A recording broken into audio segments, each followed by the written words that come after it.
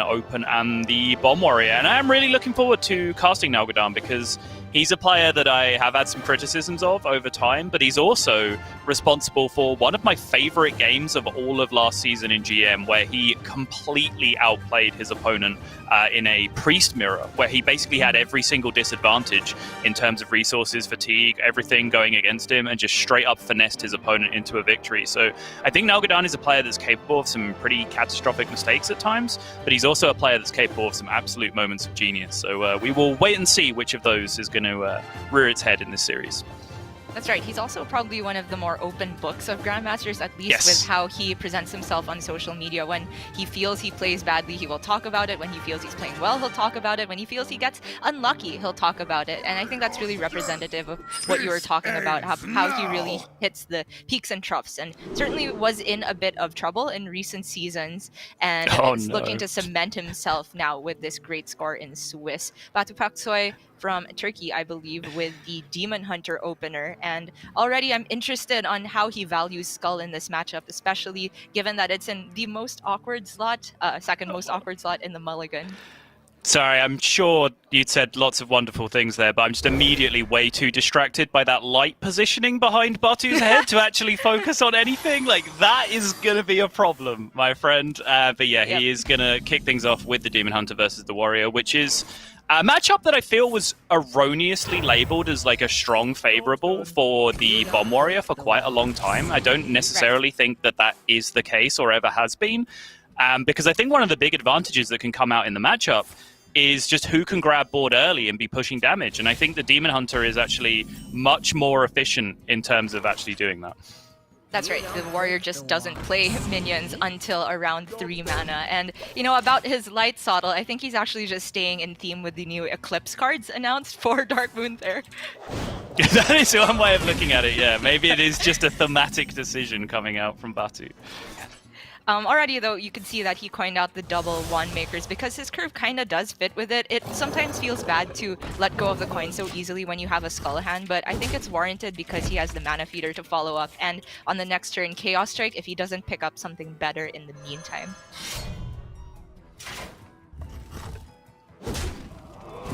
Pretty simple and straightforward from Nalgadan, getting the buffed Wrench Caliber and already sitting on the Blastmaster Boom in hand. Makes you think that his game plan is very straightforward, but already that's a bomb drawn straight off the top and a small shake of the head from Nalgadan because he wants the guaranteed fully loaded boom. Yeah, not only does he want the boom loaded up when he does already have it in his hand, but any early damage that Batu takes here can just easily be picked back up over time. With the Eldraki Warblades. So you really want your burst damage to come in big chunks in this matchup as the Warrior generally, so it can't just be healed back up and compensated for. Okay, Nalgadan, this looks to be a pretty straightforward Evil Quartermaster turn, and depending on what Lackey pops out, it could be Hero Power. I don't generally think you want to be dropping Armorsmith for tempo in this matchup. If there's a window for that, it would be in the first 2 turns, maybe. That's right. It feels like that window has passed, so I would much rather he hold on to this. Oh, interesting, because he plays Skippers.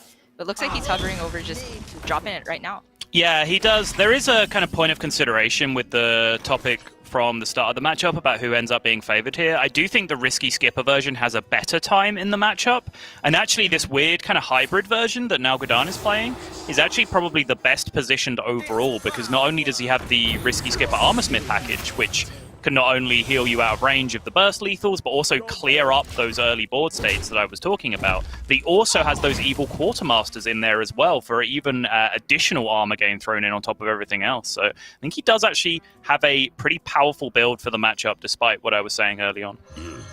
And maybe because of that redundancy in armor game, that would be part of his reasoning for wanting to, or being okay with throwing down the Armorsmith just as is. And to be fair, it did take a Consume Magic to be dealt with pretty cleanly from Batu Paksoy. Wow, that's a pretty good outcome. Yeah, if there's one thing that Demon Hunters don't like dealing with, it's Divine Shields. Well, actually, more accurately, Divine Rager? I have no idea. Something like that. Sounds about right. Swing and armor up. Feels like it's warranted here. There's, I think the temptation for playing a Lackey on board is, you know, one, it's offset by the fact that it's not mana efficient, and he also wants board space for the boom. Yes. Wow. Bomb yet again coming out here for Batu, which is very unfortunate, as there is now just a single bomb left remaining in his deck, which makes that vanilla Doctor Boom that Nalghodon currently has in hand. Very, very unfortunate for Nalghodon that they've all just been loaded up on the top of the deck. Yep, it still feels like it's potentially a strong play on the next turn though, because he has put Batu Paksoy in a position where he just couldn't get any of his own win condition on side and has been spending all his time removing Nalghodon's armor smith and etc. But now that the Altruist has hit the board, that's certainly problematic for Nalghodon. Okay. Oh wow, I was thinking he would potentially tutor out another weapon to deal with this, and sometimes you get Wrench Caliber, which pumps up the boom a bit more. I kind of like this though. Like, honestly, the War Golem part of the Doctor Boom here is actually pretty appealing against Demon Hunter a lot of the time. Like, big minions aren't really dealt with particularly well. And I was kind of making this point in the previous series when I was casting with Lorinda, where I think part of the reason this Altruist came down here from Batu was to discourage this line of play from Nalghodon, and then normally if your opponent is trying to discourage you from doing something, you can just very much go ahead and do it anyway. That's true. I think I was maybe overestimating how well the Altruist is positioned to deal with the boom bots. It's very much vulnerable to just dying after you play one outcast card, and so it's unlikely to be able to clean up the boom with a trade at the end of it. And it does work out pretty great for Nalghodon here. He gets the 7 damage to be able to get pushed, and also just swing the weapon face. Yeah, it's actually a pretty hard turn, honestly, about like what you even do with the Altruist. Because obviously if he'd have shipped it into the boom, he had more outs from the skull to actually be able to deal with the 7/7, but he wouldn't then get the proc, which dealt with the boom bots. So there's kind of merits of doing that turn both ways, I think, in the end for Batu. It was a pretty tough turn to navigate, and I think, again, because it ended up so tough for Batu, it probably goes to show that it was a good position for Nalghodon to have put him in the first place. Yep, I think Batu Paksoy's mindset is definitely just looking for the Eldraki Warblades as soon as possible, because he needs to recoup the damage that he took by leaving the boom on board, but he hasn't hit it, and the discounted cards he got are very low value, which means it's going to be difficult to even pair with the Lapidaries should he even get the Eldraki Warblades. Oh, there's so much damage potential now, but he just doesn't really have the time to output it with 0 healing available. This looks like it might be the charge up Militia and then just trade the 2/3/3s into the boom. Yikes. Yeah. Yeah, it doesn't feel great, but it's his only way to get rid of the boom currently without face tanking it. Yep, I like it. He does still have all of that damage saved up now with the fragments back in the deck. 2 fragments inserted back into the deck for both of those Soul Shard Lapidaries in hand right now. So he does have at least an outside opportunity for a counter-offensive, but still the key card is the one that you've been mentioning, the Eldraki Warblades, because even then if he's not securing a 1 or 2 turn lethal, he will be getting the lifesteal he needs to keep himself alive for that extra 3rd turn that he needs to end the game. The Militia is also potentially just helping Batu Paksoy set up a counter-lethal of his own. It's ambitious because he hasn't seen any of the removal from Nalghodon, and he has, you know, the Shield Slam that can come down, potentially even Barov if he just wants to get on board. Right. Ooh. 1 Crimson Hothead, please. Like, look at that, with the Shield Slam fits perfectly, gives him a threat and a defensive wall. Not that Nalghodon is very likely to die in the future, but it just adds to Batu Paksoy's problems, right? He can't deal a counter-lethal, and now he's forced to find healing. Exactly, and I think the healing was pretty key either way, right? Because say Warblades are picked up here, well, that's about as far from Warblades as you can possibly imagine. And so is that! Okay, none of that matters anymore. The game is simply over. Nalghodon went from the position in the early game where he was feeling very unlucky that his bombs were stacked on top of the deck, to the late game where he felt very fortunate that his bombs were stacked on top of the deck. So we'll call that one a wash, but he does come out ahead there, which I'm still not entirely sure where that specific build of the 2 decks really comes down in terms of the matchup, because I do like Demon Hunter in terms of like standard ladder lists, but with the extra tech cards that Nalghodon has in his list, the weird kind of hybrid style of Bomb Warrior, I think he might just be slightly favored overall. Might be. I do think that Nalgidon's play to not blink in the face of the Altruist and still just put down the boom, even though I didn't like it at first, was the winning play for him there. It just caused so many problems for Batu Paksoy, and the fact that it got to stick a turn, connect another 7 damage, and basically eat up an entire militia charge from Batu Paksoy was so huge there.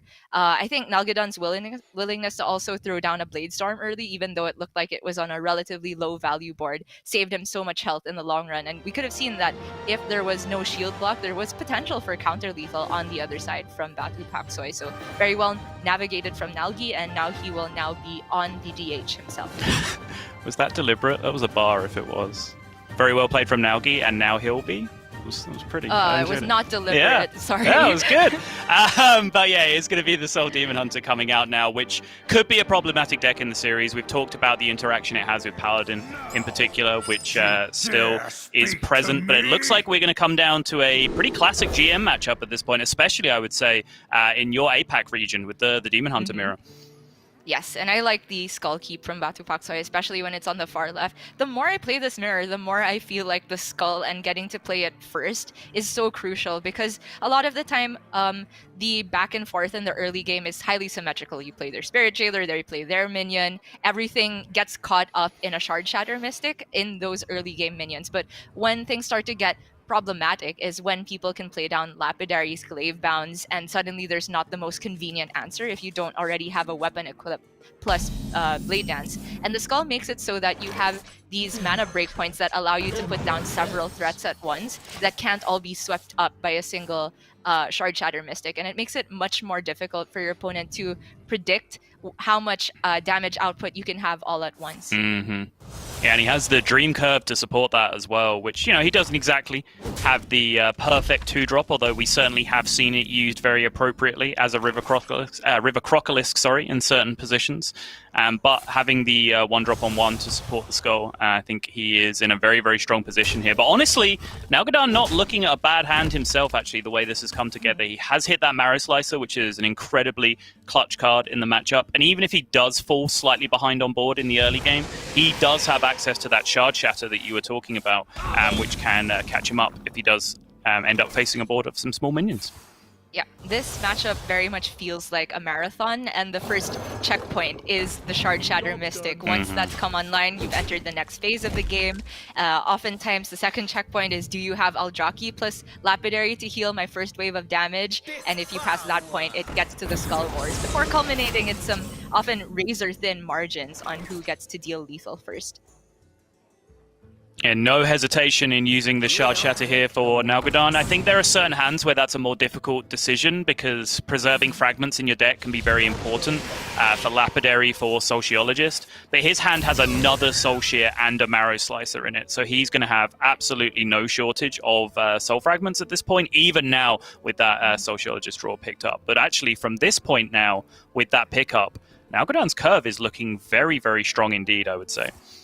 Yeah, absolutely. I think another point for dropping down the Mystic is he has the Blade Dance in hand, and he kind of wants to use it in the near future just to free up the Skull from the left side. Right. And Blade Dance is an important tool in the matchup if you think it's going to go to the late game. But if you're the first to play Skull, oftentimes you don't even need to put yourself in that defensive posture.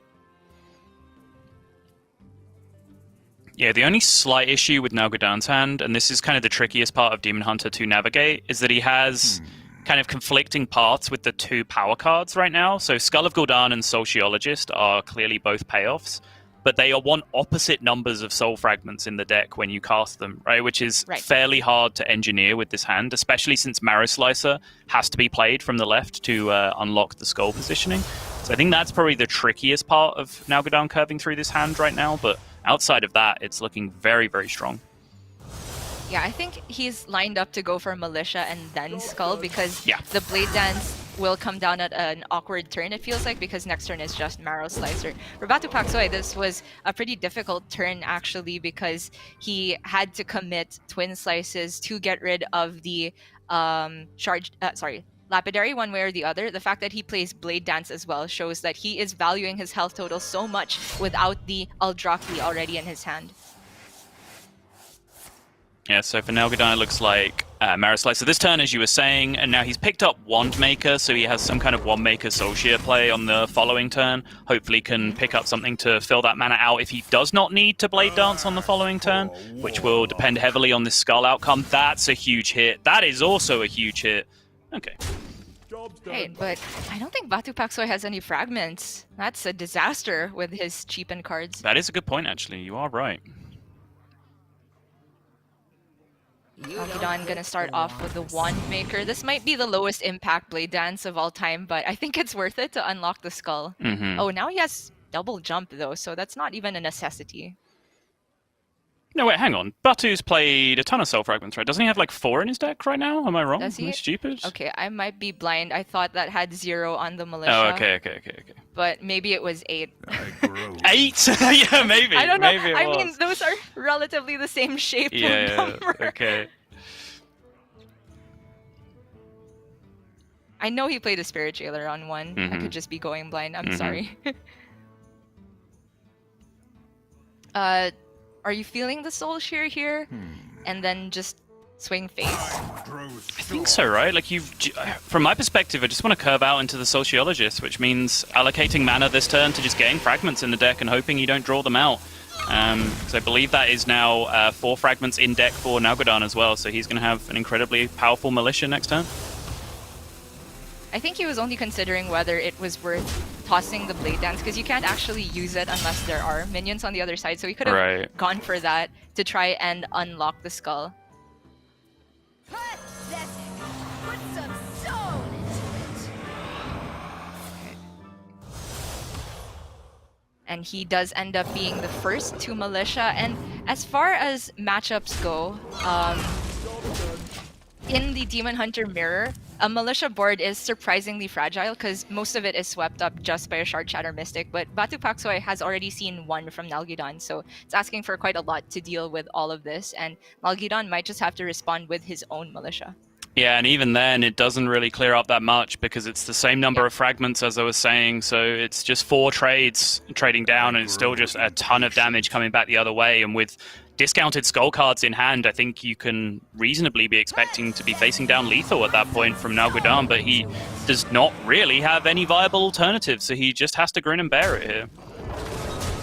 Oh, that's so tough. He knows he's almost 100% dead here, I'm sure, but you're right, that is the only option. We do see player who gets to get the Skull down first is in such a huge advantage, even though Nalgidon had the cleaner curve. He did, yeah, and I think there was the term where he diverged from the smooth curve to play Coin Soul Shard Lapidary, I think it was, instead of just dropping Marislicer on curve, which shut down opportunities to be the first to coin Skull. I don't think that's actually a relevant point of criticism, though, because if he went for that line, I don't think he would have been able to play enough cards to unlock the Skull in position to make that happen anyway, especially with that Blade Dance locked in there that we were talking about.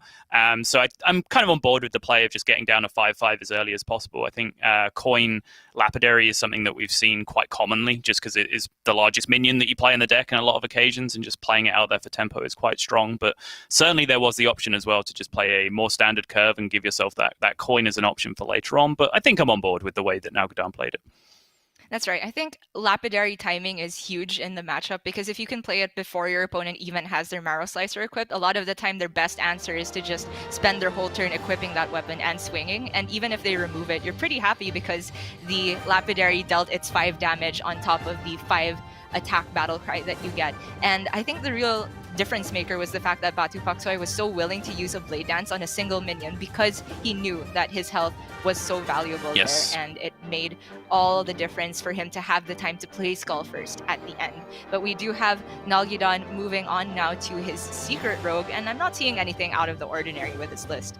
No, nothing that really stands out as anything that we haven't seen before, but there's always still questions about whether or not you play Flick, whether or not you even play Jandis, even though that's become ever-present these days. Number of Dragon's Hordes, number of preps, number of Underbelly fences even. I think these are all kind of floating positions in the deck, but you're never really surprised to see any kind of variation. Whereas something that is a little bit more surprising is the almost ever-presence of Paladin in these series as we get towards the top ranks of the Swiss, and it is going to come out here from Batu Paksoi. And it looks like he is going to be facing down what I would say is probably the most miserable matchup that he has left. Indeed. As for Paladin list, it feels like most people have just moved on to this streamlined version with 2 of everything but the legendaries, and I think it's absolutely on point. You want to be consistent with a deck like this, which very much relies on this left-hand card to make all of the engine just flow a lot more smoothly. So the Aldor Truth Seeker keep I am absolutely on board with. First Day of School also just gives him potential to have early game to fight back against the lackeys and small minions that Nalgidon could be putting out. As the Ferrocat on 1, finding a curve for Nalgidon here as well, which is very nice because he did not really have anything to do on the following turn. Batu Paksoi going to respond in kind, picks up a Scarlet Subjugator and a Jar Dealer, so nothing massively proactive that he can just use to contest the Ferrocat, more utility cards. It's quite surprising, something that becomes apparent when you start playing a lot of First Day of School, is how many like utility 1-drops there are, like cards with unique effects as opposed to just, efficient stats that you can play on turn 1. Yeah, that set of cards that has the deal 1 damage and give a minion X keyword is surprisingly useful. Oh my goodness!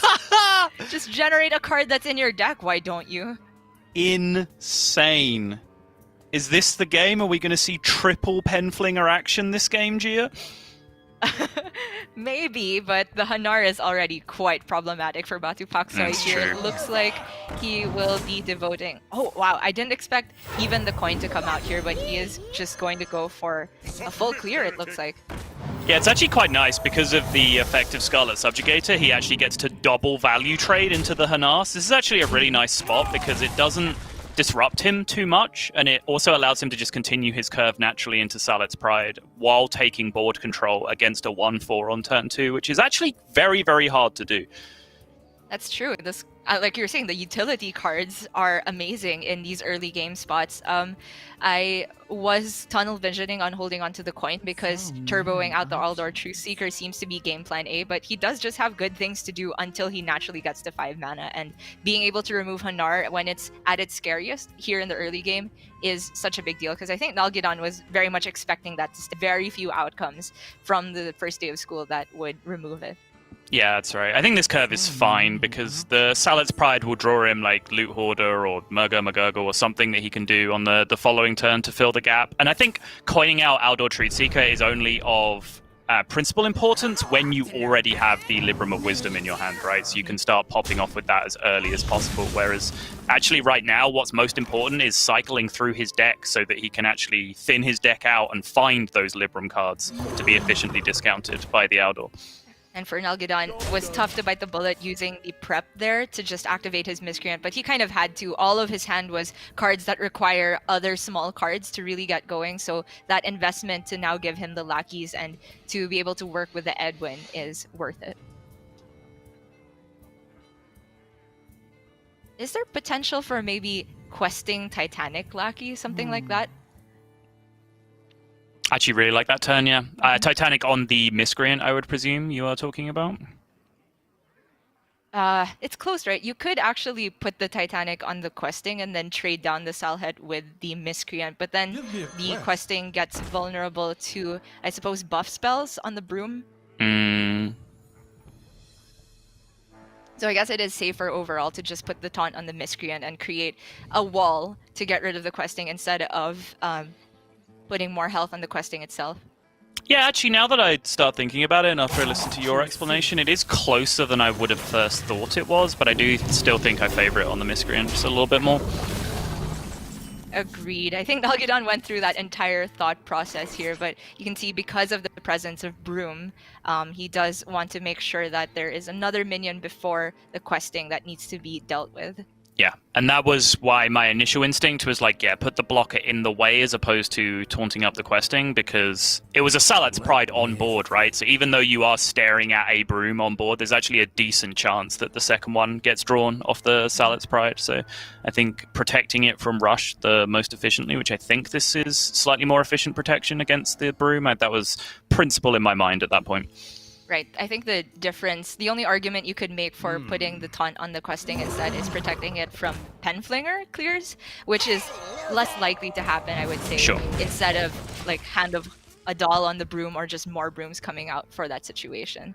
Batu Paksoy committing his bonus Penflinger, I think that's perfectly warranted. And now Nalgidon really gets to go in, only has to be scared of the Librum of Justice. Which even then, Librum of Justice will be the whole turn, so he can actually still have a 1-2 taunt in the way and protect his questing adventure and be able to buff it up again. Yeah, it's huge, the timing on this. He knows that Batu Paksoy hasn't played any of the Librum discounting cards, and so it's actually difficult for him to clear the questing on the same turn. He would reduce its health, and that's going to be so much additional damage for Nalgidon. But look at this respect by that trade. Yeah, it's kind of interesting, right? Because he played Faceless Lackey here, which theoretically gets him more damage in play for the next turn.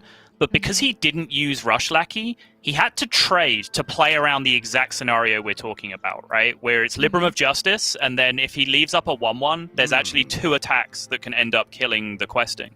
Whereas if he'd have just used Rush Lackey, he could have pushed 6 to face there and just traded with the 1-1 on board with one of his smaller minions, which I think is a pretty close decision here.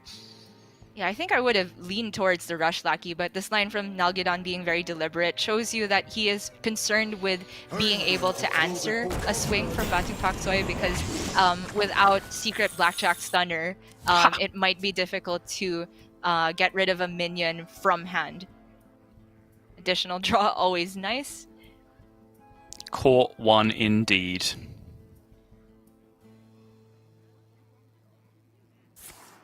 I mean, let's just play some Hearthstone cards. It seems powerful. Oh. Wait, these are all insane. I kind of want the Gatling. Gandling, sorry. Gatling is the paladin. The disciplinarian Gandling gun is what you would like here. Yeah. Oh, interesting.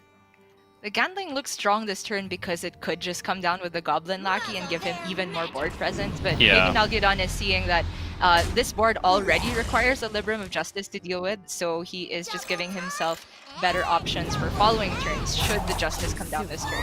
Yeah, it's kind of like playing to the theory of I'm plenty ahead right now. I don't necessarily need more cards to be more ahead, so let's worry about a situation where there's actually a swing turn and I need to get back on board, right? Which I think is reasonable in this spot, because even when you have a board like this against Paladin, like, yes, okay, Librum of Justice is scary, but it's not a quality consecration in one card, like some people think it is, you know? Like, you still get to keep your board, it's just they might get to pick off your 1 or 2 best threats in play. So Nalgidon just feels very, very secure right now that he doesn't need more board presence. Yeah, Batu Paksoy with the wry smile. He gets the Justice, but there's not enough mana to fit in a Broom to really clear off the board. Right. And so he has to take it for another turn. It seems like a really tall order. Nalgidon doesn't need that much more damage to deal the lethal.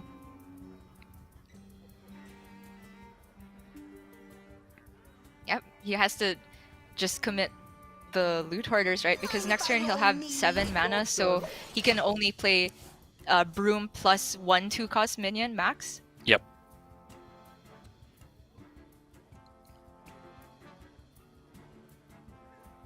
Oh, come on, Pagel. You're supposed to give Secret Passage lethal here. So 12, 13, so he would need to play 4 cards plus a dagger here, which is a little bit out of his range right now. I would be content just to play the Lurker below and ship everything face, but Nalgidon has been concerned playing around the Justice this entire time, so maybe he doesn't want to commit another big minion. So many options. Is there something fun you can do with Grandmummy? And then Vendetta the Grandmummy? It's not enough, right? No, I don't think so. It's a good spot, though. I hadn't actually looked at that as a possibility, but no, I don't think it gets there still. Because there's 13 on board, you can go play 3 cards as 16, daggers 17, Edwin. You'd need to kill the second one as well, I think, to actually get it to be lethal. Maybe it was 1 off, surprisingly close. I want to go back and check that, but Nalgidon in the end is committing the Edwin here.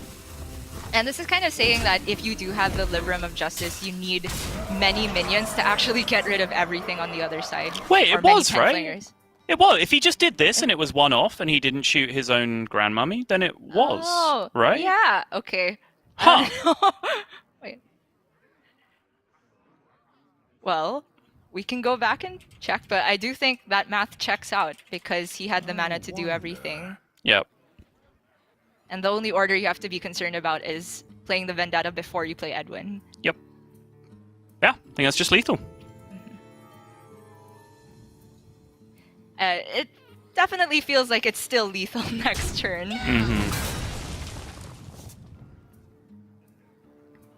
So, Justice, but a Broom and only one Novice to get to play with it. There's also Barov, but how does he kill off his Barov? I hope you like my invention. And it's a rough turn. Was there something like Barov and rush it in? But then there's a Reborn and just a dagger on the other side. So he needed to heal on top of getting rid of this board, which is just impossible. Yeah.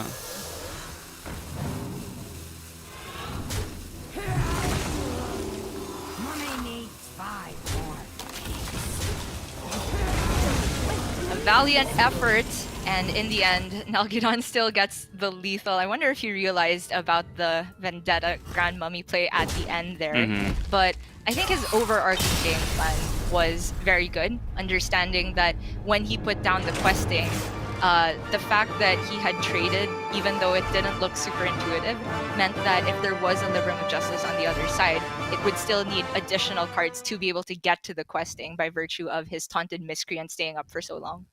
Yeah, to be fair, I've seen some pretty tragic mislethals in my time, in very recent memory, in Hearthstone Grandmasters and in by European players in this tournament. But that's not one I'm going to be too hard on Nalgidon about. It was a very good spot by yourself. I absolutely didn't catch it, and then even when I tried to count it after the fact, I think I counted it one off at the end. But yeah, pretty sure that was a lethal opportunity down the drain there for Nalgidon, but ends up not mattering as the setup, as you said, was pretty lethal anyway.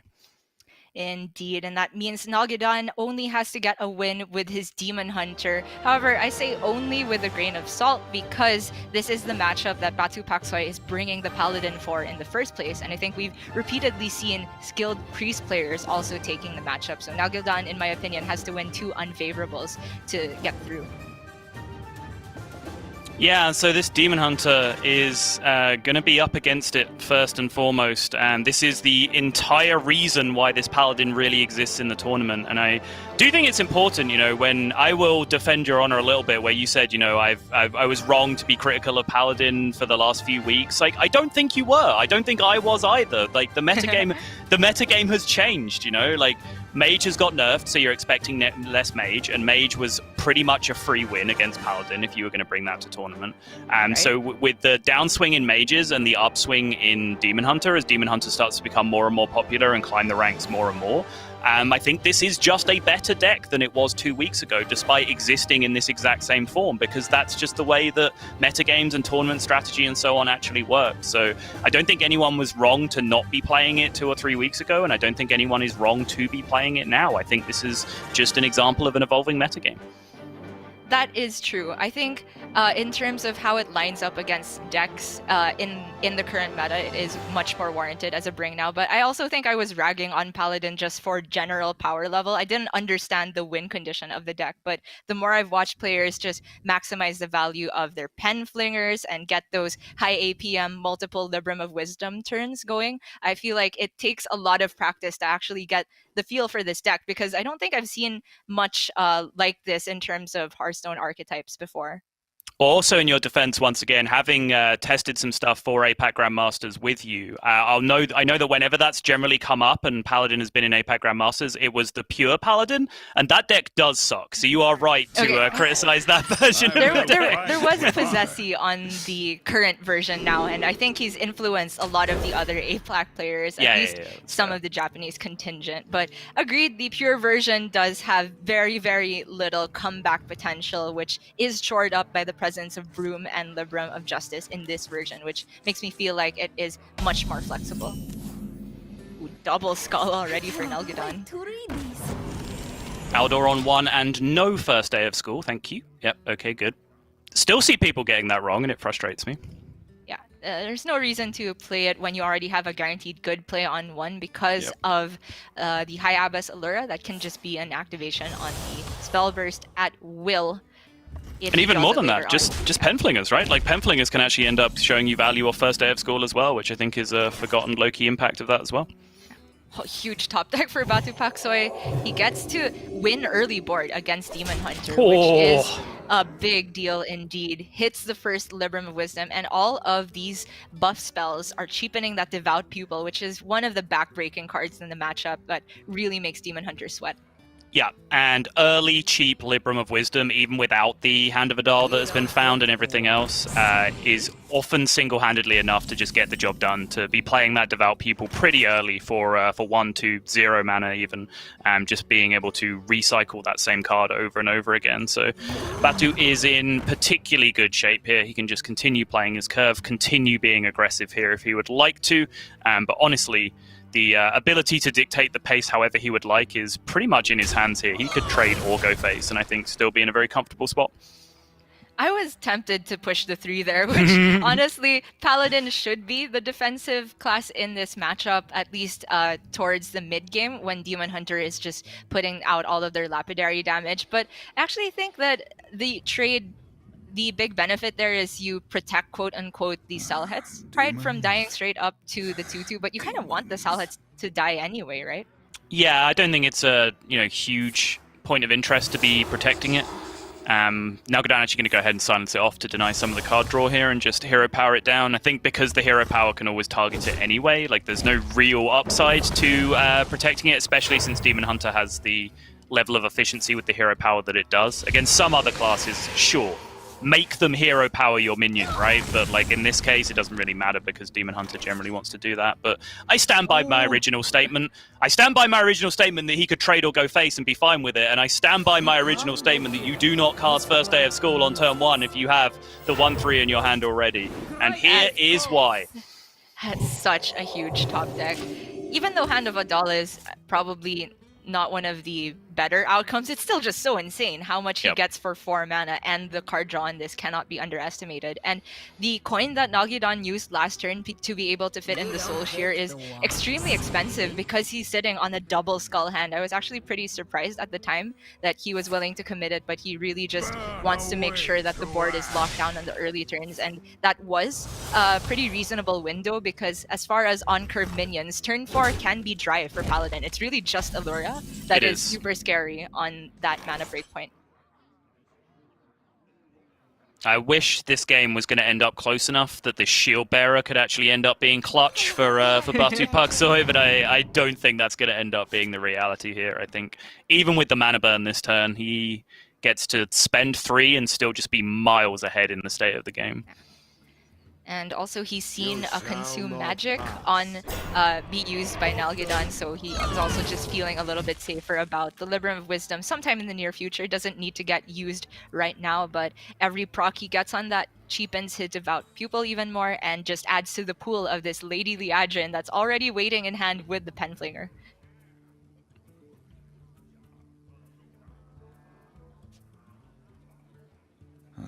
Oh man. This could be the type of turn where you just equip the Marrow Slicer and chill, and then go for Skull on the next turn, try to hit Blade Dance. That might be too ambitious. Exactly. I mean, ambitious is kind of where he needs to be at, though, right? Like, I agree with this play exactly because it is the most ambitious play that you can make. It sets you up for the position where your Skull is most good in the good outcomes, and he's going to need a good outcome from his Skull to come back into this game, I think. I mean, I was thinking potentially not even swinging there, but given that I think his out was drawing Blade Dance, you can't really expect Batu Paksoy to not put more minions on board, so he was just trying to give himself a narrow board to target with Blade Dance.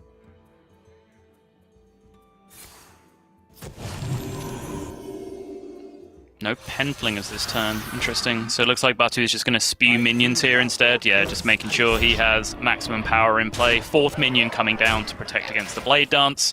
This play certainly ticks a lot of boxes. It's double insurance, right? The Divine Shield on the Pupil, first and foremost, is protection against Blade Dance, and the 4th minion, like you were saying, just makes it so difficult to set up the board clear here. Yikes. Insta fragment as well off the skull. Oh, insta double fragment in the worst possible order. Yeah, One alas. discount off the skull, and it is not a playable card this turn. That is about as badly as that could have gone. I am once again desperately looking for cute lethals. There is an arcane missiles that he has access to with Penflinger. Yes. But I so 12. So you vendetta your own grandmummy and then yeah, I don't think it was there. It was close, but no problem with just going for Lady Liadrin and pushing the same problem that Nalgidon already couldn't deal with last turn. Still no Blade Dance. There is the activated Shard Shatter, and there is a huge amount of potential burst healing. Now with the 0 mana Warblades, his one precious 0 mana card he was able to get from the Skull of Gul'dan that he will be holding dear to his heart. But the problem still stands that Allura doesn't get cleared. Nor does the Lady Liadrin. It's just all too inconvenient here for Nalgidon. None of the discounts went where he needed them to, and so he essentially spent 6 mana doing nothing. I grow impatient.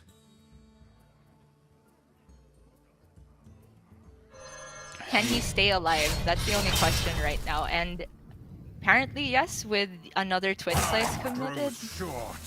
Yeah, he can certainly stay alive through some combination of Twin Slices and or Shard Shatters. But it's trying to actually set up a winning position for himself, which I think is the most difficult here. I think Batu Paksoy gestures like, wait, what are you doing? What are you doing? Is that it? Oh, wait, I won. See, he goes up to 16 down to 12 here, which I believe leaves him 1 off on board, but he knows that the extra buffs have been generated. He knows that Penflinger's there, so he knows that there's nothing he can do. I think there was a line there that I think I was looking at the start as well, but since it involves killing the Spellwing, it actually wouldn't have prevented lethal anyway, because you know you give the arcane missiles back to your opponent's hand as well. So I think Nalgidon got a little bit stuck in the middle of that turn in trying to find a way out, and as did I, because in the end I don't think there was one. I think the quality of the skull was just far too brutal for Nalgidon there, and I think the quality of the start from Batu was just way too high, with basically the perfect curve of 1-3 into Hand of Vidal, into Sarlet's Pride, into Arbeth's first day of school on 4. Like, that's about as insane as it gets, right? Yeah, you don't often see that from Paladin, because this version, I will say, curves out less consistently than the pure version, but you're happy to give up that consistency to give yourself comeback potential. But Batu Paksoy had his cake and ate it there, and now just has to get a win with his Control Priest, which I also feel is a pretty good matchup into Demon Hunter. Yes, I am very much on your side with that one, especially this version of the deck, which isn't the full-blown anti-warrior priest, which plays Kartuk defenders and 4 weapon destructions, but it's just priest with some weapon destruction. I think still having access to all of the core cards, like the Sethic Veilweavers, Cabal Acolytes, and so on, they're all very valuable in the matchup as well, so I think losing them is actually to your detriment. And then you don't need 4 weapon destructions against Demon Hunter. It's just overkill. Like, the weapons aren't that core to their strategy that they're super essential, so just having 1 or 2 in the list overall probably does improve your chances, but having 4 it seems a bit sketchy. And you do just have the Priest core package, like you were mentioning, with that Cabal Acolyte Wave of Apathy combo, which previously was an insta keep as a pair in almost any matchup. How do you feel about playing it or keeping it against Demon Hunter? I don't necessarily love it with this hand. I do like the Holy Smite. I think that's definitely a core key, but I would much rather look for exactly this hand, Gia. I don't actually need to speak, because the cards have just appeared as if by magic on our screens. I was going to say Sethic Veilweaver, Cleric of Scales, and Raised Dead would be the cards I would be digging for in the early game alongside Holy Smite! Let's go. Oh man, all he needs is a dragon, and because I've called it out, he's gonna get it next turn, isn't he? Yeah. Insta Draconic Studies off the top, don't you worry about it. certainly is tempting to just get the Sethic on board this turn, because if Nalgidon responds with pretty much any minion, he simply gets to smite it and get some value off the Sethic. But if the case is that Nalgidon has Soul Shear, then you feel, I want to say really bad about it, but even then not terrible because he has Raised Dead. Yeah, so Soul Shear can get it, Twin Slice Hero Power can get it. There's a few ways it can go down. But again, with Raised Dead in hand, I think you're right in that it's not the end of the world, and that was a real play that could have been considered that turn. But since you had basically all the upside here by being able to go coin Holy Smite anyway if you needed to, it's still the same coin usage, right? But you kind of lower the risk scenario. Yeah, it also just guarantees Batu Paksoi an answer on a minion that Nalgidon will certainly play. It's not like Demon Hunter is going to forego their Mana Feeder or Wand Maker turn just to deny you a Sethic target. You don't pick the one. Wait, he didn't get the dragon. Yes, he did. It's right here. What are you talking about? Okay, I swear. I know stream. I know you hear is slightly delayed behind the feed we're watching. I promise you I said that before it appeared on my screen, okay? You just have to believe me, dear viewers. Gotcha. Okay, Nalgidon going to go for the Mana Feeder here. Also, apparently committing Twin Slice to get rid of the Wand Maker. It's just quite awkward that the Mana Feeder doesn't synergize with Chaos Strike.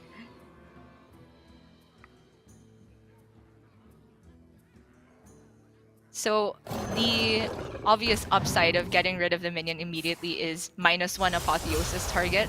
This is a period in the game where Apotheosis isn't necessarily backbreaking because Batu Paksoi doesn't have that much healing that he can even get at the moment. But it would mean that Nalgidon would have to use potentially the Lapidary on the next turn to get rid of that minion because it would just be constantly healing up. That's right. In a fire here, so he picked up a targeted spell, and he does currently have a guaranteed Sethic Veilweaver inside this Raised Dead, so yeah, love this decision. Before the third minion goes ahead and dies here, just bank that Sethic Veilweaver back into his hand. Really just is the priest loading up on resources. They have these couple windows where Demon Hunter is not threatening lethal anytime soon, and so they're free to take the Raised Dead damage. And as soon as the Demon Hunter starts showing their cards face up, and they do eventually have to commit to sending all their damage face, that's when you reveal the healing options and the Sethic trains. Definitely interested in just playing the left-hand Lapidary to open up the skull for the next turn and swinging face with the 5 damage and value trading into a Wand Maker.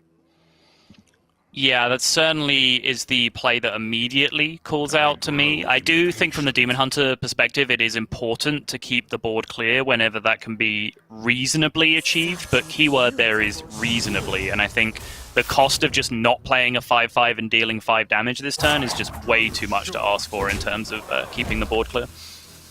I also think that, oh wow, if he doesn't take this trade, if he did take the trade, I was going to say he would build a board state where Apotheosis isn't even that strong, because 4 attack minion doesn't trade over the Lapidary all that cleanly, and if he would trade it into the Mana Feeder, he could use some combination of Soul Shear and his face to get rid of it without using the Lapidary. Nalgidon going even a step further and not even trading the other minion. And Apotheosis Inner Fire is a combination that is pretty backbreaking here, and I can't blame Nalgidon for not playing around that. It looks like he's going to drop the Wave of Apathy into this as well to increase the value trade, which does preemptively answer a question I was about to ask, because he does play this one standard copy of Shadow Word Death in his deck. So I was going to ask the question of, if you're going to make this play, you have 1 mana floating anyway, so why wouldn't you just Cleric of Scales and look at your options first? But that answers the question, because he was going to go max tempo with the Wave of Apathy there to be able to defend his Apotheosis minion. Yeah, he wanted the health on this Wand Maker so that it's not dead to just straight up Soul Shear or something like that. Now it would take a bit more from Nalgidon. He does have this Blade Dance, but that's a Blade Dance you've seen as the priest perspective. Well, without the wave, it would just be a straight up 1-for-1 trade, right? 5/5 into a 5/5 that would go down, so actually wouldn't be any removal needed on the other side. Oh right, sorry, I thought it would go into the Mana Feeder. But Nalgidon's still marching with damage, and that is a big resource that has been dealt with there with the first Apotheosis. But this does now preserve the Cleric of Scales to potentially be able to pick up the second copy of Apotheosis, and there are still 2 Pyromancers waiting to appear from Batu, which, as we have seen recently, is very, very core to this matchup. Tough turn from Nalgidon. Always am itching to play Skull against Priest. It just feels like when you get that big mana expenditure committed, then you have so much more flexible options going into further turns. But Nalgidon is really valuing staying ahead on board here, to the point where he even gives up on equipping the Marrow Slicer.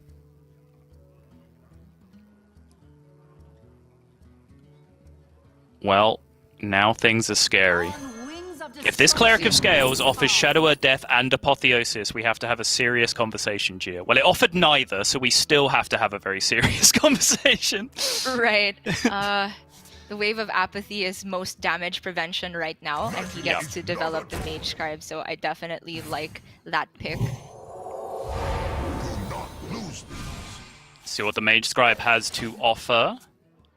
Wrong Shadow Word. I mean, they do somewhat synergize with the Sethek. Not the worst options in the world, true. but the problem stands that he needs healing. Yes. Every turn that you don't equip Marrow Slicer feels terrible because he has the second one, but every turn you don't play the Skull feels terrible because he'll be floating so much mana otherwise. Yeah, I agree. And I think this is a fairly simple equation. He cannot effectively spend his mana this turn without playing Skull. Therefore, he has to play Skull. And it's scary from Nalgidon's perspective to have to leave up that 4/9, which potentially heals for 6 if there's a second Apo. Yep. But you kind of just have to bite the bullet here. And knowing that he has second Blade Dance with the Shard Shatter in hand, he has ways of dealing even with relatively high health minions.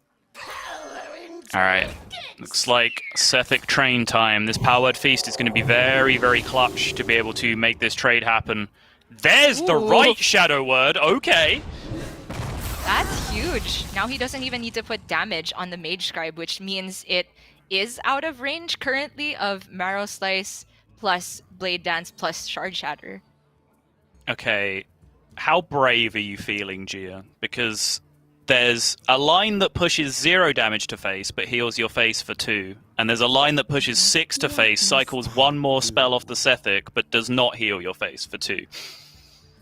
So we have to consider what are the disaster outcomes of the Skull. He still hasn't seen 2 cards, so Nalgidon, if he had discounted Lapidary, Blade Bound... Oh, wow! Whoa! This is even braver! You know what? I'm on board. He gets the 3 healing this turn anyway, and sets up a 2-turn lethal with this. So, actually think this is pretty brilliant. It has to be a very specific combination of cards that got discounted for this to be lethal on the other side.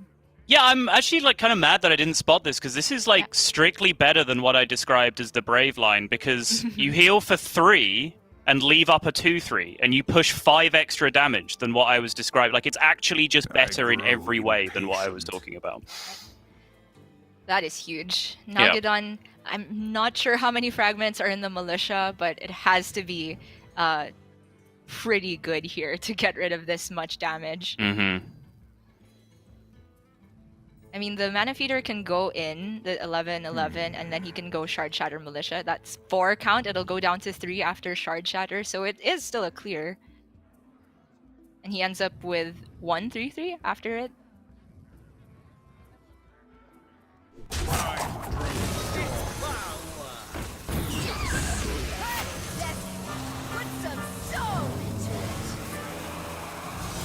Yeah, and you see Batu's reaction.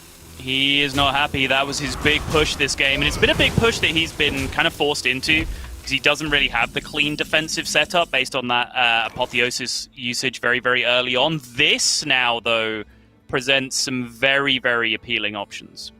Right, he did not have necessarily a clear on the Militia, but this can fish for Death or Soul Mirror to one-shot the board. I think potentially Shadow or Death was a bit more tempting if it were an option here, because he could go with that and Shadow Madness and still have some mana to fit in a Hero Power or something else.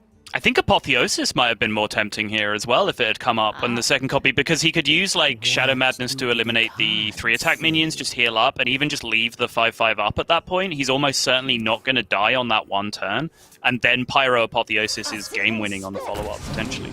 Yeah, do like that. And he does. Wow. Okay. Oh my goodness, that is an insane outcome. But I like that he goes for the Wave of Apathy here. Even though it's not an immediate clear on the board, the fact that he gets to develop a minion makes all the difference here, because he gets to dictate how the trades go down next turn while still sitting on the Shadow Madness.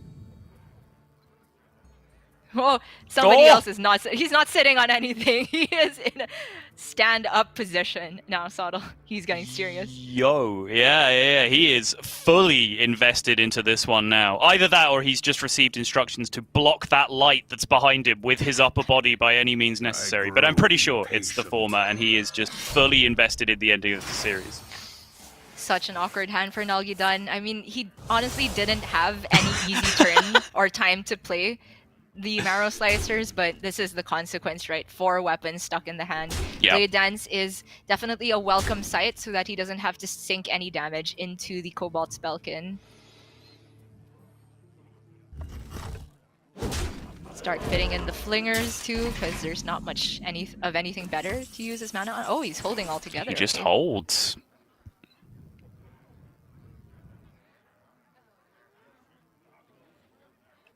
And now I think Batu has to go fishing for additional answers here. Apotheosis is still the dream pickup, but he also has ways to piece together some very niche lethal scenarios here if he can discover some multiple different spells. Oh, the Smite is so huge. Now that's just a clear with Shadow Madness Smite and Shadow Word Pain. And he gets to fit in Hero Power on top of all of that if he likes. Okay, we'll take 0 mana healing for 2 in this situation, for sure. That was very nearly lethal, given that the 3-attack minion hadn't traded first. I don't think there was necessarily a reason to make the trade before you play Thoughtsteal. Like, you could start with Shadow Madness to make the room in hand. Yep, agreed.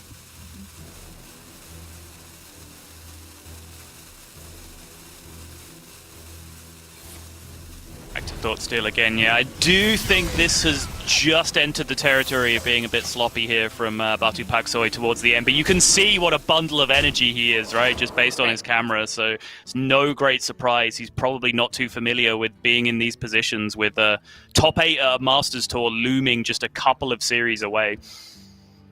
And now Nalgidon has to be thinking about the Blade Dance, because these minions have just stuck for too long to the point where he hasn't had he's running out of time to go for a counter lethal. Yeah. And so if the turn is Hero Power, Penflinger Face, Blade Dance, and Glavebound Adept, that sets up for lethal if the Glavebound sticks, which is a tall order, but feels like his best option at the moment. I grow impatient.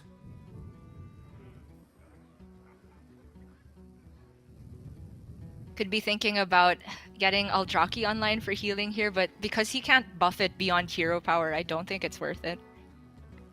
Time grows short. Yeah, I agree. I think he'd still be focused on being as offensive as possible here. If he clears the board, he shouldn't really be too worried about dying, as long as he doesn't play any symmetrical damage effects that can be copied by Murazond, which he is not doing this turn. Absolutely right.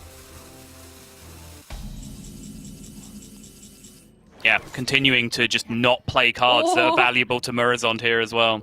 Lazul is very often lethal here. You could be thinking about Thoughtsteal just to pick up another Twin Slicer or Marrow Slicer. Both of these right-hand options are very likely to give Batu Paksoi a lethal with the Twin Slicer that he has.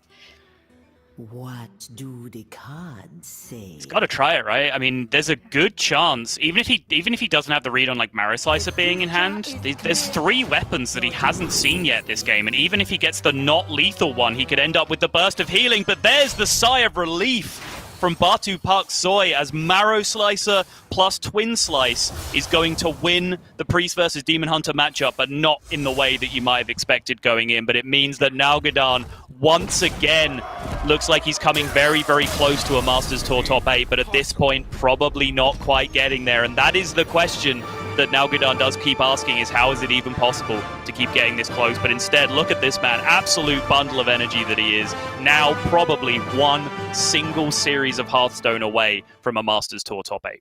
Very impressive showing there. I agree that towards the end, maybe not the most optimal line taken by Batu Pak Soy, just small percentages maybe for making certain decisions before he saw all the cards he would get. But I think overall his macro game plan was immaculate. He had such good understanding of the matchups, no matter what deck we saw him piloting. And I'm pretty happy to see that there's new blood cropping up of the quality that can be on par with an experienced Grandmaster like Nalgadan. Yeah, for sure. But, one more moment of commiseration for Nalgadan, because he does keep getting very, very close. Gets through day one, gets through half of the second day, looks like he's very much in contention for that top 8, and then falls at the final hurdle. It's happened on multiple occasions in multiple Masters Tours now. So commiserations to him, but of course he does have Grandmasters to fall back on. And particularly this Masters Tour in Madrid, kind of in Madrid, is mostly about who is going to be joining us in Grandmasters, because it is the culmination, essentially, of the season that people are playing out to try and qualify. This is the last Masters Tour to accumulate some prize money. So really, I think we are right here to focus on the new blood and the people who could be coming in, and Batu Pak Soy has the opportunity to put a big win under his belt. That's right. The picture is really starting to be completed now that we are entering the last stages of the Swiss. And once we have top 8, I think we can make quite a few already predictions of who gets into Grandmasters for the other regions that aren't Europe, because the differences in prize earnings are so stark. For Europe, it definitely still feels like anybody's game, but they do have to take all the way to first place, because there have been so many first place winners of Masters Tours so far from EU. Yeah, it is a stark difference. I think in terms of APAC or America's qualification, we'd be talking about certain players just picking up a top 8 and they'd be there. For a European to become a Grandmaster, you basically do have to win a Masters Tour at this point, as you were saying. So it's a pretty ridiculous discrepancy between the regions overall. But still, doesn't stop these European players from looking to fight it out. Batu is there, and not to mention Gabby, who is currently running undefeated. And what a story it would be for him to just go all the way to first place from this position and snipe that last spot as a European Grandmasters by taking home a victory.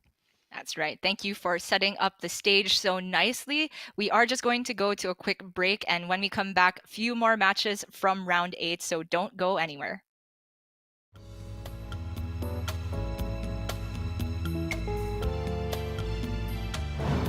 That's a really good question. I would rather, probably the most intelligent. I mean, I'm not really a funny guy, and I already consider myself one of the more intelligent people.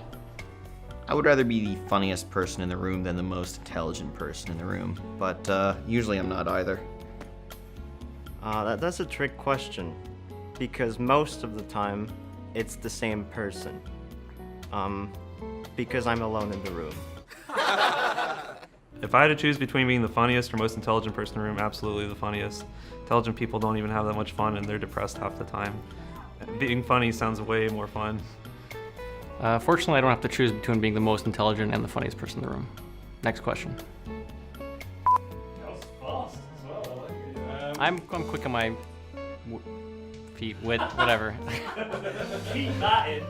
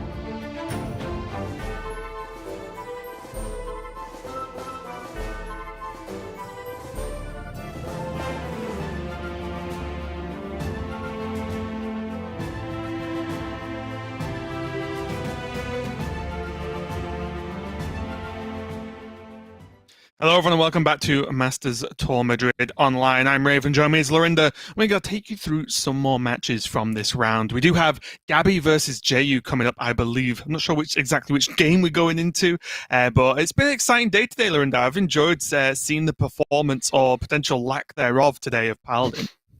Yeah, Paladin, we were all skeptical, and we've been proved wrong and right simultaneously, I feel. In that it is doing really well, but it's not doing really, really well. It got the 55% over day one, but now it's running into the real lineups, and it's going to be interesting to see if it can continue doing okay, but seems to be a bit touch and go at times. Right, and just looking at both these players' lineups, Gabby is bringing the Demon Hunter, Priest, and then the Pain Warrior and that Mage, whereas JU does have as well the Tempo Mage, the Demon Hunter, the Priest, and the Warrior. But the Warrior is that Bomb Warrior that has that Rattle Gore package, but as we can see, that is actually banned away. Already with both Priests winning, I think we can both breathe a sigh of relief there at this point, as we are going to see now Pain Warrior, Mage going up against Demon Hunter and Mage. So I'm pretty excited to see some more Mage gameplay, honestly. It does interest me, the impact or not impact that some of the nerfs have made or to the tournament this weekend. Yeah, and it's a big matchup for J4U in particular. They're both 7-0. They're both very likely to make the top 8. But Gabby's already got that bit of experience in these big matches, and J4U's been around longer than Gabby in terms of tournament play, but doesn't get his face on the screen that often to get these big matches, especially this late in the tournament. So this is a good top 8 rehearsal for him to take incredibly seriously. Plus, obviously, that 8th win does lock you in. You don't ever want to trust tiebreakers in these events. Bad things can happen to you.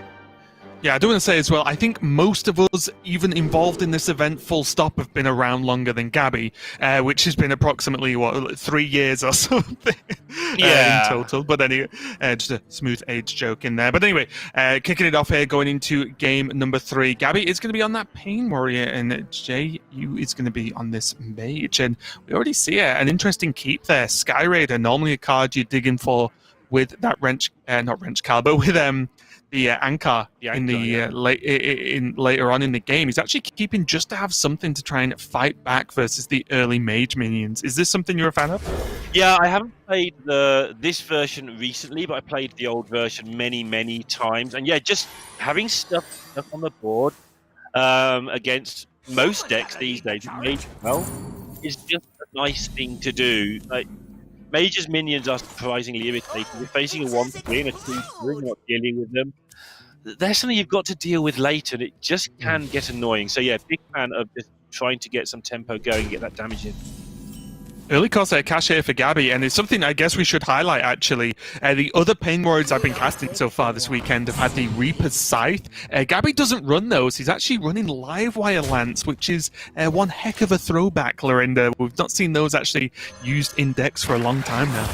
Yeah, I mean, with the Shield of Honor being basically the... and Baron, of course. It's basically the old deck, except there's no eggs. There was always contention as to what to put in that spot anyway. Well...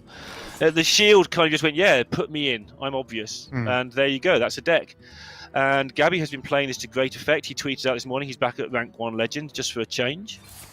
I think he's been absent from there for a month or 2, so he's just back there. But it's basically his spot when he wants it at this point. But he has been playing this deck to get there, mostly. So far, on the other side for JU, he is piecing together some of the more powerful tools, but doesn't really, or at least he's not started work on lowering the cost of that Mana Giant. So even though he does have the Conjurer's Giant combo in hand, it's going to be a while off yet. Cram Session can help a little bit, but I do wonder if there's anything a little bit quicker here. Maybe even just coin out this Raz. Yeah, the Cram Session's all well and good, but he's got plenty of cards. He needs to get them out there and doing things. Obviously, he wants to protect some of the cheaper stuff, but Cram Session will be handy later to refill. I think his plan will be to empty this lot and then refill with the Cram. Once he's presented a problem to the Warrior, force the Warrior to use up some of that removal early. And the trouble is, when you do that, they do this. They draw loads of cards. Yeah, and this is the original Cram Session of Battle Rage. Instead of needing spell damage, you just need damaged minions on board, and you do get to draw often 2 to 3 cards for just 2 mana. So pretty powerful overall there for Gabby. I am interested to see how he goes to either deal with this Raz or not this turn. Bit of a tough one. Not dealing with it can lead to nasty things, though, can't it? Suddenly you're facing a load of spell damage on the other side, and they're hitting you for 4 with Raz before they even attack, or well, after they attack, obviously. But you know what I mean. So yeah, you've got to get rid of this card. It's one of their few on-board major threats. If he can, yeah, we did just see them commit the swing in, which was really the question point there, but he just really gained a 2/2 out of that. Obviously damages the Raz, but JU now just has it sat on board for yet another turn, but I guess maybe fortunately for Gabby, there's no spell damage minions in his hand quite yet. Yeah, any sort of spell damage at all here that he could muster would be so huge. And I think that's why he's considering starting with a One Thief, just to try and get away into getting a spell damage minion. It's a bit of a long shot, but it might just get there.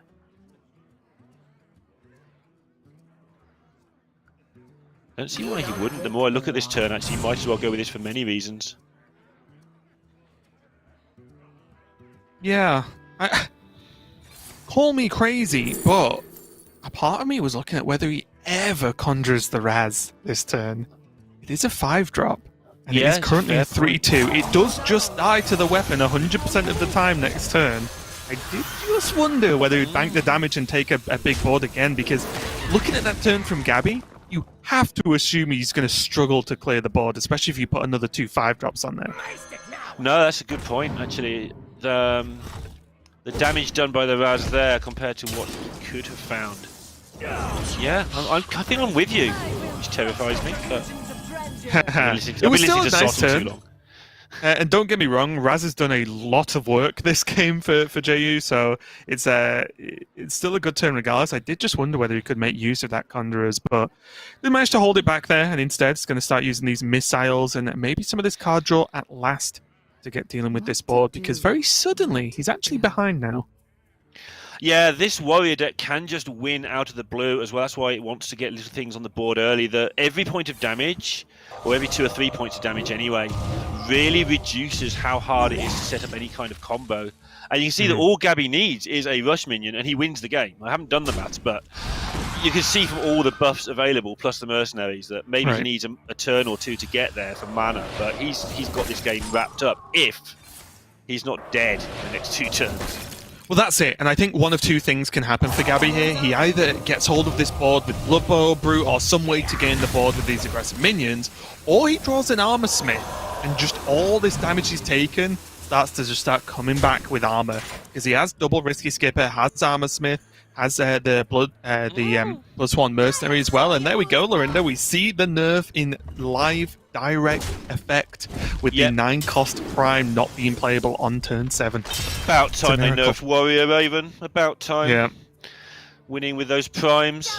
But yeah, absolute huge difference. If this was a playable Prime, this would be an incredibly strong turn for Gabby. I mean, it's a pretty good turn as it is, but it would be absolutely nothing. And these are the interesting ones, right? Because turns like that Gabby's just made aren't the most obvious, but I imagine with the amount of time he's put into this deck and into, you know, a deck like this in general, he'll probably be feeling confident that it was the play to go for, but he had so many other options that turn. It's kind of hard not to. I think he's set up lethal. Obviously things will be removed, but the 2 shields is +6, the inner fire is +8. The weapons, 10. 22. It's not quite there. Yeah, it's not quite. But he will have a lot of card draw still if these minions live, right? The Battle Rage will just continue to cycle very, very heavily. But JU is going to be able to land a Giant, but that's so scary with 2 Risky Skippers with 4 health on board. Like, and it's an Armor Smith. Look at this, it's so strong. And it's what you said, Gabby's just playing these turns instantly. He's played this a million times already, despite the fact it's a matchup that hasn't been around that long. And there's, I guess, the punish of playing the Giant out on its own. Without the Conjurer's Calling, it's just going to be cleaned up. It has cost Gabby his board, but he doesn't particularly need the board if he's now just gone all the way back up to 27, and he's still got a ton of cards. Yeah, and he prioritised killing the Giant there, which seems obvious, but he had the opportunity to gain what would be 1,000,000 armor instead by playing the other Armor Smith. Well, we're back to mage matchups, Lorinda. If you can't get a mage matchup, at least get this. This looks like one of my primes so far. Uh-oh. Yeah, this is just what Prime does to me. Yeah, that was an error. I mean, it wasn't, but the prime did not pay off.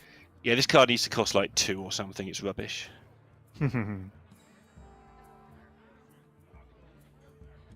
very rare that they miss that badly, though. But now it's just suddenly Antonidas is just going to make this game so simple for Jay. Yeah, he's going to stay alive and keep fireballing. I don't want to say this is effectively lethal, but I'm going to. It's effectively lethal. He's going to gain a ton of fireballs, and because he's on 25 and he's just seen Grom burnt, he's just seen a Bloodsworn Mercenary used up with the risky skip of the previous turns. This is feeling pretty safe. I'm counting the other way. Am I getting 24? Like Cork Run plus Inner Rage is 6. 2 Shields is 12. Right. And the mercenary's gone, where's the other 12 coming from? Yeah, he had to clear the board with the mercenary, so that's gone. Weapon 14, just draw the mercenary. Is there 2 in the deck? I think there is. Yeah, there are. But his hand is full, so he's not drawing it now. And he can't equip the weapon and do all that in the same turn as well. Yeah. Shows how much damage this deck can output, though. You are constantly counting lethal, even if you do forget that one of the cards has been played. My hand is full. But it's lethal the other way next turn with 18 points of fireballs. What a nutty game of Hearthstone this one was. Well, you say it's lethal, and you say was. Gabby has an Armor Smith still, and he has a Risky Skipper, so he can gain armor. And although he won't be able to outlast so many fireballs as well as that Apexis Blast, he might be able to whip in a lethal, before you can cast like 5 fireballs, right? Yeah, he's still got all the resources I was talking about. That is all he has left, but he does still have it all, I guess. He's just gone back up to 25. I believe Gabby...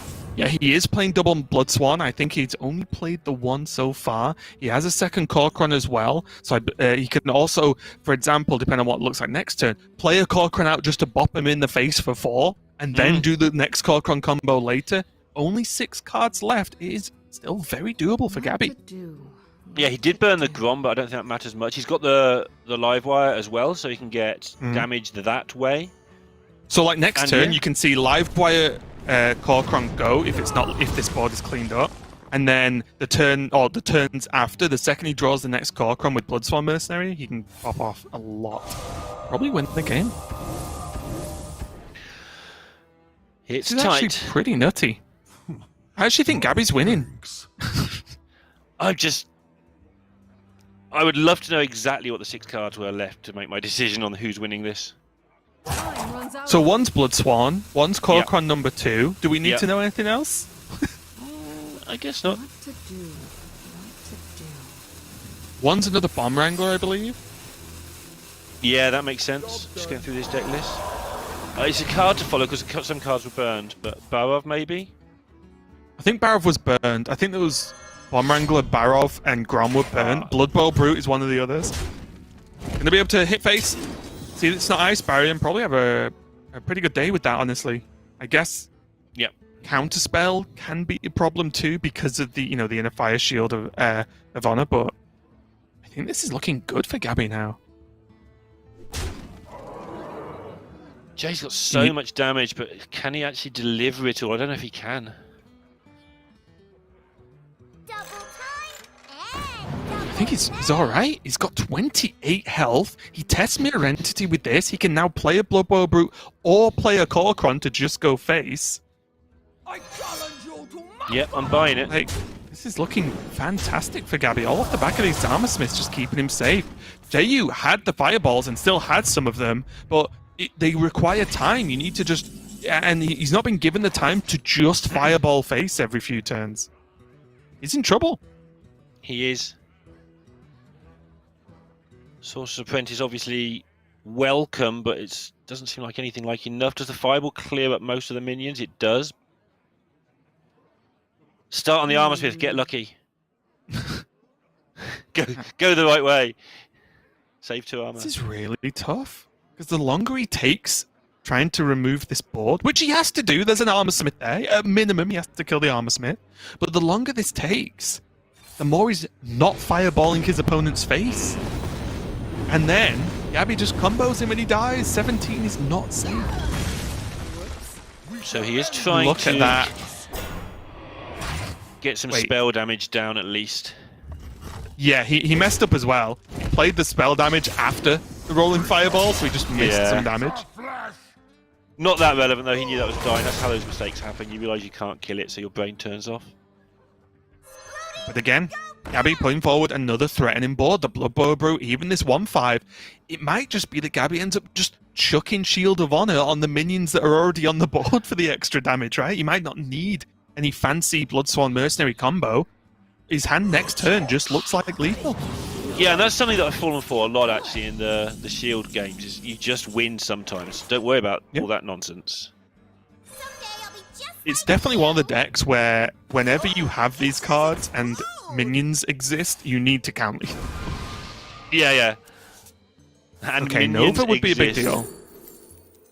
Mirror Image, not bad. Combustion, maybe better.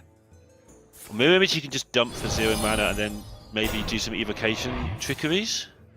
Yeah, I just wondered if like Combustion actually did more. If you just remove I guess Mirror Image stops the combo if he can clear this board. That's the difference. He's hoping to get lucky on the evocation to clear the board, and then he's got the combo stopped with the 0-2s.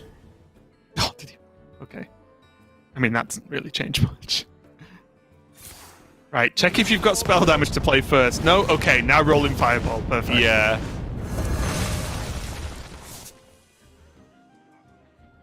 And he has successfully got in the way. But he's still a million turns away from winning the game, or so it seems.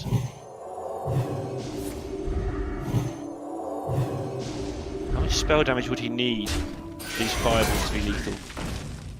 Way too much. Yeah, these Mirror Images are absolutely clutch. Look at how much damage they've soaked. Yeah, and they've drawn out some of the combo parts from Gabby as well now. Which means that all he has to do is kind of take care of the board, and he should find time to get this done. Although he's running out of resources himself a little bit. There's some more spell damage. No taunt from Primal Studies. One Thief, an Ice Barrier would be insane. Nope. Vaporize, you know what? That works. If you can clear this board, that also works. Yeah, Gabby's, we saw him burn the Grom, so he's out of ways to do damage pretty much. At least out of ways to do 16 damage without sticking it on one big minion. And if he gets vaporized, he doesn't do any damage. Funny how that works. Yeah, the problem he's got now is even the Korkron Inner Rage Bloodsworn doesn't do it. And because he had to use those 2 Shield of Honors in a pretty negative fashion, honestly, it means that he might not really have the juice to actually finish this game. And now he draws a Bloodsworn. So it's 11, 2 Fireballs, and the Apexis Blast. Wait, that's just... Is that lethal? 11 plus... 14. Yeah, it's lethal, right? Is he just No, doing yeah, this I a was slightly trying to work different out way? the other way. Yeah. Okay, sure. He gets there, and he plays at Gabby's speed as well. What if Gabby's used to that? Almost out of cards. Wait, what? It wasn't lethal. He's not attacking. Okay. He's just not going to attack. Yeah. He thinks it's Ice Barrier. Okay. He's I was very worked out. confused for a second then, because it looked like that things happened that didn't happen on the screen. Apexis Blast is going to be able to push 7. Can he wait? He does now have the Mana Giant and Conjurer's Calling. And most importantly, if he attacks and this board gets cleaned up, he also just has the... Okay, well, wait. Did he not attack last turn with those 3 minions? Did I make that up? No, he didn't Now attack I'm last just time, I'm pretty confused. sure. I think he thought that... Did he just I don't not know. I don't know what count I don't, things? I don't. Okay, I am just very confused right now. Oh, Either way, that's he going to hadn't be tested game. for exploding flamey Flame thing War. that does 3 damage to everything, yeah. Exploding flamey thing. Yeah, okay. That's why he It didn't just attack. felt We're odd good. that the attacks didn't happen last turn, but they happened the turn after when there's more minions on board. When you could have just... I don't know. It wouldn't Well, have they quite could fit in the trade same turn. if Gabby did anything right, so... Sure. Either way, JU is going to take the victory there. That was a very close game, and I think closer than it looked, even with some of the shenanigans from that Prime coming out. It does mean, though, that JU has his Demon Hunter left, and Gabby still has his Warrior and Mage, which, again, obviously JU's looking favoured here. He's got more wins, but I do think Gabby's 2 decks are actually okay versus Demon Hunter, so this could still go either way for me. Yeah, it's just tough to beat Gabby, and like you say, this is an okay matchup. The Mage, I think we're now back to the point where Demon Hunter's favoured against Mage, but the Warrior definitely not. Gabby's queuing it up first to go for maximum pressure. Going to keep the Warmaul Challenger really, not only just a good card in general, but versus Demon Hunter, if you use it to kill off one of their 1 or 2 drops early on, then they just don't really have ways to actually kill it without committing a ton of resources, whether it be weapon swings or even just... I've actually, in playing earlier today, someone actually attacked in and blade danced my Warmaul Challenger just to kill it. Bit of an overcommitment, I feel, but still, it's the respect the minion draws, because suddenly a Warmaul Challenger, and then the turn after, a Shield of Honor Bloodsworn Mercenary, you've got an insane board. Yeah, and that particular setup as well, you got the choices of where you want to go with it. Do you want to kill off all their minions? Do you want to go face? And that kind of freedom is lovely in this matchup, because the Demon Hunter drives it so much a lot of the time. Nice to be able to curve like this as well. Corsair Cash ruining the curve for good reasons. Yeah, that's it, right. I imagine we were going to see Bloodsail Raider on curve there, but the Corsair Cash changes everything. Just draw more cards. But this is it, right? Like, the One Maker comes down, Gabby can... I mean, he might well end up just using the weapon anyway, but he could just Warmaul Challenger it, and then he just has a 1/8 on the board. Like, what does Demon Hunter do to a 1/8? Yep, or 1/6, depending which way he chooses to go about it, but... Oh, sure, yeah. This way works too. And just little things that you can stick on the board against Demon Hunter are so big. They just stop those blade dancers from clearing your entire board just because you've got 4 things out there or whatever, and it just really hinders them if you can make these sort of cheaty wide boards that aren't that wide, but they're wide enough. Are we just gonna Kor'kron? No, okay. He was hovering Kor'kron there. I was like, I cannot believe he's gonna just Kor'kron, especially when he has the Lackey to fill out the curve. And look at this board, like you said. Outside of a Shard Shatter, this is just a problem for Demon Hunter. Yeah, the Shard Shatter's a problem because there's no shards to shatter. And exactly, and that's one of the powers that Demon Hunter's opponents have, right?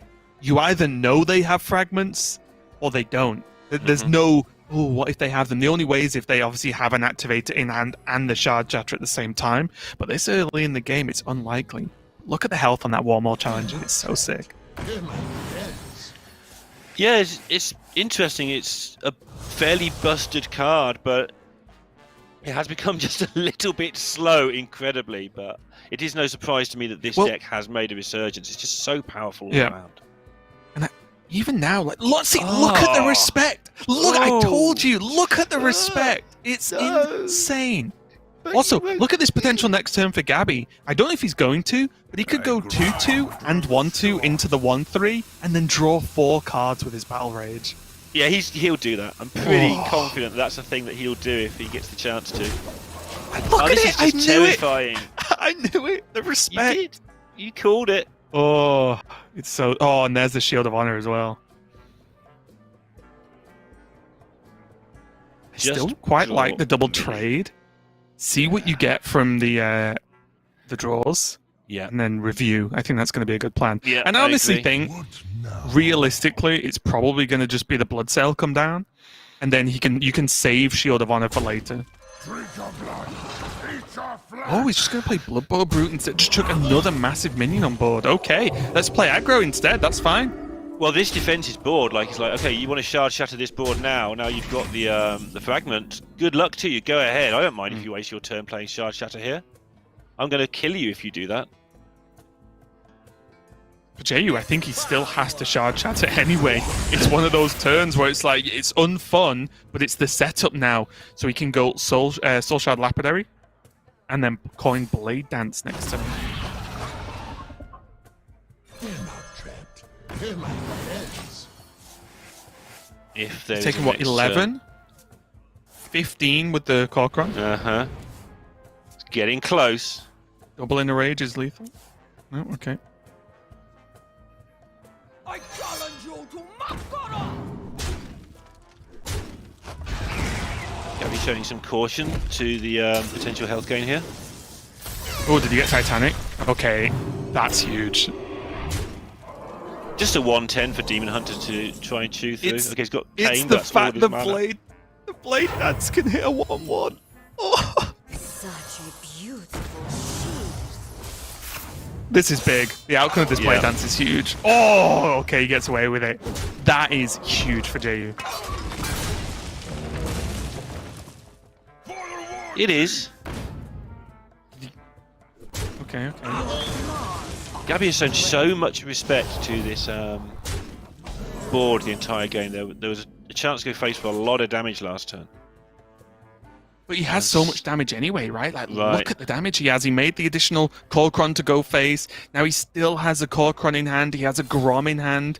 He's probably a little bit upset he couldn't have put JU to 4 instead of 5. But again, he's 1 in a rage away from just winning this game.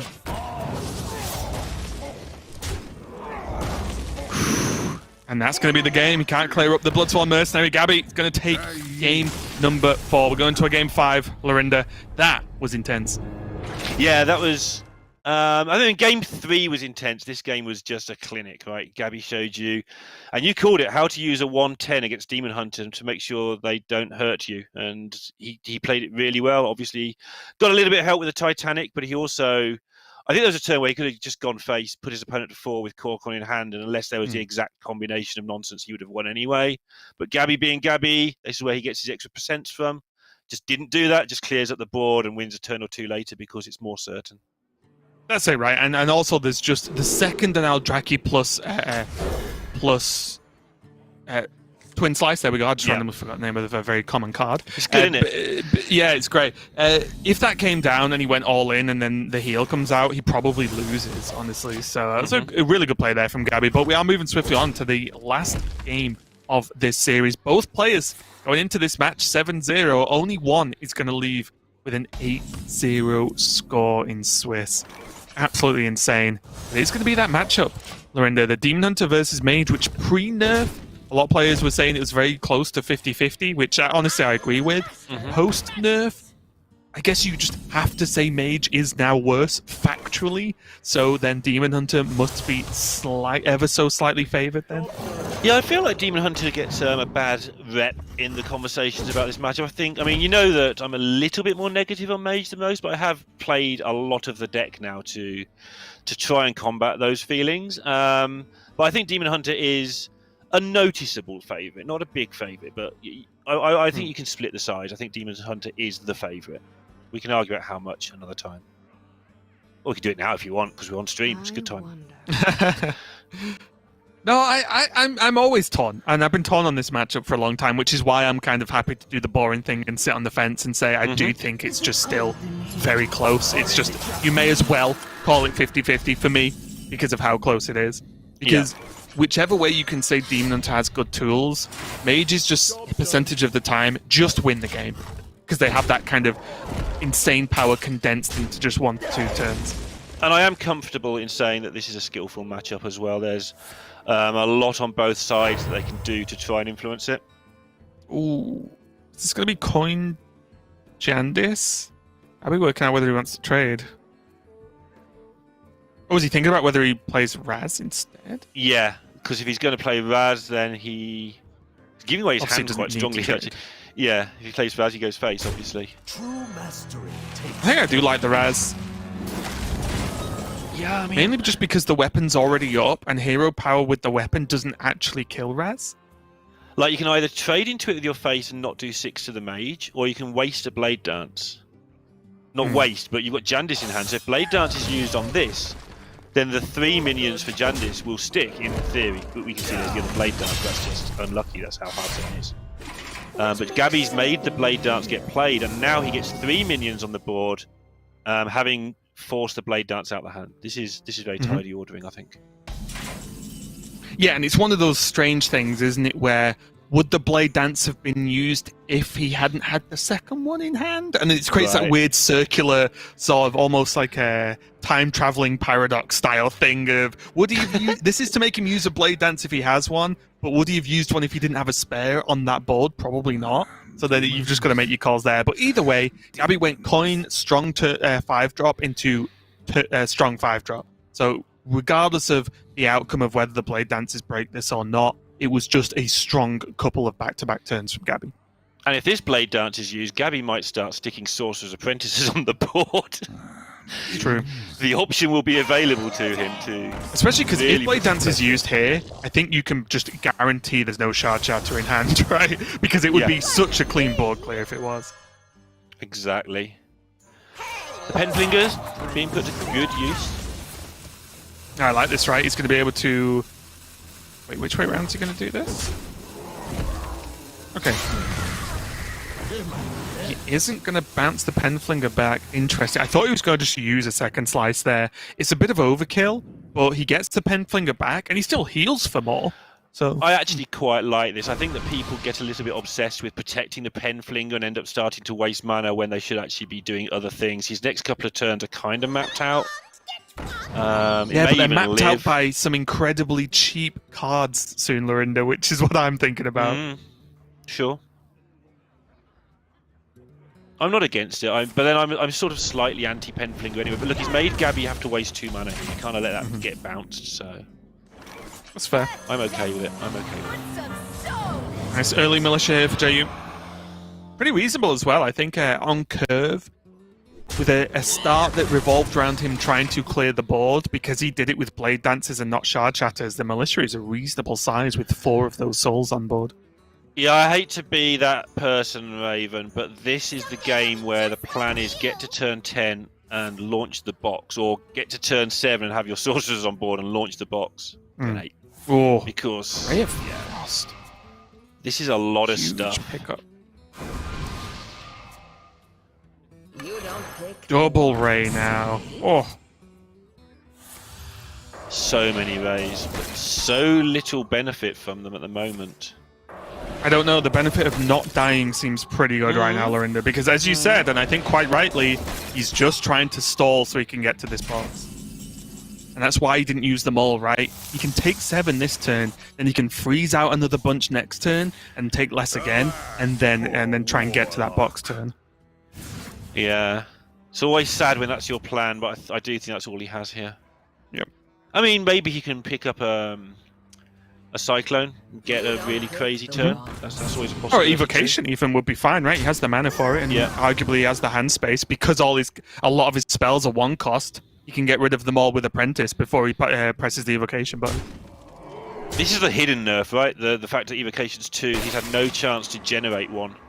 Yeah, well, yeah, he pretty much can't, right? So by now you'd normally have a good chance. Well, Gabby just gives it up. He's not getting to the box. He's done. Yeah, just like that. He could freeze out a couple more minions, but it just wouldn't have been enough anyway, I guess, for Gabby. So he is going to take the loss, and take a loss in this series as well. His first series loss of the Swiss. But congratulations to JU. He's going to go 8-0 so far. And honestly, I can't imagine it because I've never done it, but it must feel fantastic. A Swiss this big, this important, a lot of prize money on the line, and also, standings, potentially depending on where you're from, for Grandmasters on the line as well. It just must feel great to have such a strong start. 8 rounds in, you've not lost a match. And it must be a relief, because you go to bed at 5-0 and you haven't really done your job yet. Like, you've still got to go 3-2 at the very least the next day, or 3-1. So 3-1, yeah. It's a relief as well now. He can play the round 9. He's had a bit of experience on stream, which I think will do him good. But look at this list of 7-1s lining up. We're going to have 8 stacked top 8 by the look of things. Yeah, it's pretty incredible, isn't it? Gabby, of course, still looking strong, still at 7-1 with that loss to JU. But Give Please, XC there. Alu Team rocking up there, having a good weekend, I guess, so far. Monsanto creeping up there as well in that 7-1 spot too. You do not know how happy I am. He starts 0-1. A few people drop out, and he tweets, "I'm staying in the tournament," and now he's 7-1 and in with a chance of winning a whole chunk of money. Yeah, and I will say as well for Cirrus, Derek and I cast him yesterday, and Derek was saying, he's a nice guy, good player. He did have some shaky play yesterday, but he's 6-2. He still gets onto that scoreboard, right, and has a chance. Obviously, I don't know all the tiebreakers off the top of my head, but hopefully he's just brushed up his play, cleaned it up for the rest of the day and today as well. So it's a good job from him. But that's going to be it for us for this round. We're going to get ready to kick off the final round here, round number 9. Don't go anywhere.